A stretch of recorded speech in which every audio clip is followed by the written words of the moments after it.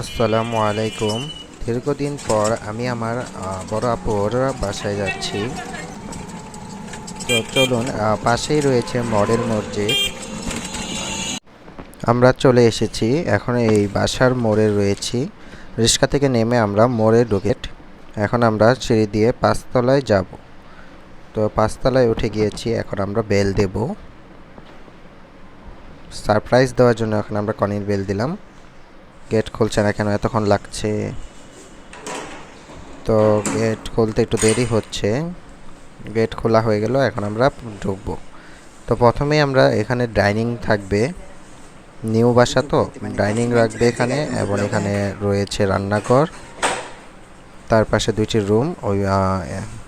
এই রুমটার মধ্যে আমি থাকবো, এবং একটি ব্যালকনি রয়েছে। তো চলুন ব্যালকনিটি দেখিয়ে আনি। ব্যালকনির মধ্যে কিছু গাছ লাগানো রয়েছে, এবং এখান থেকে কি সুন্দর একটি ভিউ দেখা যাচ্ছে।